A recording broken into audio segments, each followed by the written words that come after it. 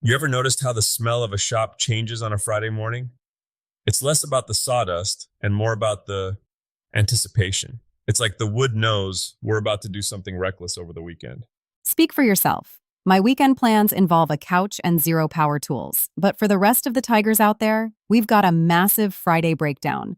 We're talking about the 3D printing boom, the massive shift in who's actually wearing the tool belts these days, and how to stop shouting into the void of social media.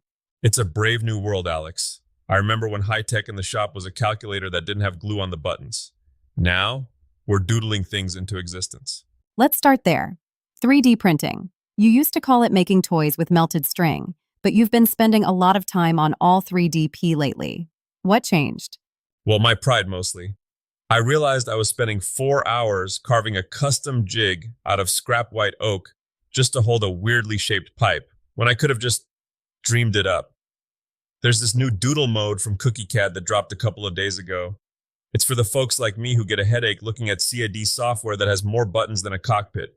You just draw. The printer follows your hand. So, wait, you're telling me you can just scribble a shape and the machine breathes it into life? Is it actually structural, or are we still talking about plastic trinkets that snap if you look at them sideways? You'd be surprised. I printed a series of custom shop labels and some light-duty router templates last night. It's not about replacing the timber, it's about the scaffolding. Matthew Mensley just put out this 2026 guide, 24 categories of printers. There's stuff in there that handles carbon fiber. It's not just for making little green boats anymore, Alex. It's about making the tool that makes the project. I'll believe it when I see you trust a 3D printed stool with your weight, Tiger. Hey, I've had traditional joints fail on me because I got overconfident with the wood glue and underprepared with the clamps. At least with a printer, the mistake happens while I'm in the kitchen making a sandwich. Speaking of mistakes, let's talk about the college or bust mistake. The 2026 data is officially in, and Gen Z is making everyone look a bit silly. 60% of them are ditching the lecture halls for the trades. They're calling it the Toolbelt generation. It warms my cynical heart. It really does. For years, we treated the trades like a plan B for people who couldn't figure out a spreadsheet. Now, there's a vacuum. 150,000 construction workers needed, 80,000 electricians. If you can bend conduit or frame a wall right now, you aren't just a worker, you're a rock star with a pension. But it's not just old school hammering, right? The report mentions Contech, construction technology, AI as a teammate. I can hear the purists screaming from here. Let them scream. Look, nobody likes the spreadsheet part of a job. Tracking 400 sheets of drywall and 3 different plumbing crews is a recipe for a migraine. If an AI can handle the logistics and the scheduling, it means the master carpenter gets to actually, carpenter. It's taking the busy work out of the hard work. If you're a young person entering the trades now and you can speak robot as well as you speak framing, you're going to be the most valuable person on any site. So you're saying I should put down the chisel and pick up a prompt? I'm saying you should use the prompt to make sure you have enough time to use the chisel. I once spent 3 days waiting for a lumber delivery that was sitting in a warehouse 5 miles away because of a clerical error. That's 3 days of my life I'll never get back. If an algorithm can prevent that, I'll take the robot out for a beer, or at least a shot of WD-40. Let's pivot to the business side.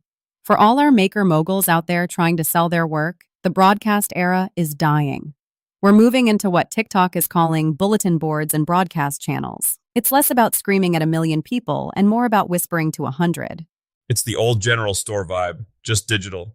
People are tired of the polished, fake lifestyle brands. They want to see the blood, sweat, and the time you accidentally dropped your finished piece and took a chunk out of the corner. You're a big fan of showing the ugly parts of the process. Because that's where the soul is. There's this marketer milk insight that's trending. Hyper-transparency. If I'm buying a $500 end table, I don't want a stock photo. I want to see the specific slab of walnut it came from. I want to see the grit on the maker's hands. People in 2026 aren't buying objects. They're buying a story they can tell their dinner guests. So basically, stop trying to look like a factory and start looking like a human. Exactly. If your shop is too clean in your videos, I don't trust you. If there's not a pile of oops offcuts in the corner, you aren't working hard enough. All right, enough talk. It's Friday. People want projects. We've got 3 big ones on the radar.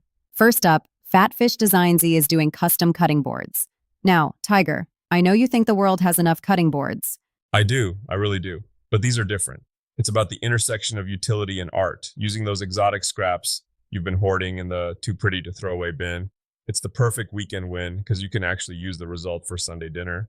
Then we've got SPS Sergeant Rainville and Magic Resin. He's using it with CNC carving to turn defects into features. That's the secret sauce. A knot in the wood isn't a problem. It's an opportunity for a river of resin. It's about working with the material's flaws instead of fighting them. It's a bit like life. You just fill the holes with something shiny and keep moving. Deep thoughts from the sawdust pile. And finally, Maker Channel is doing a deep dive into logo design. Because if you're going to build something epic, you need to sign it properly. A project without a brand mark is just a piece of furniture. A logo says, I stood behind this tool and I'm proud of what happened. Even if it's just a simple Adobe design you etch in with a laser, it's the period at the end of the sentence. So, what's the big takeaway for this Friday, February 13th, besides staying away from black cats in the shop? It's that the good old days of making things are actually right now. We have the best tech we've ever had, but we're seeing this massive return to the dignity of manual labor. Whether you're printing a bracket, framing a house, or pouring resin into a crack, you're part of a lineage. Just don't let the AI do the resin pour. That feels like a recipe for a sticky floor and a very confused computer. Believe me, some things still require a human touch and a lot of paper towels. Fair enough. If you're ready to level up, head over to the TigerDen blog. We've got the links to the trades, the business tips, and those DIY tutorials ready for you. Go get your hands dirty this weekend. Make something that didn't exist yesterday. We'll see you back here on Monday. Stay sharp.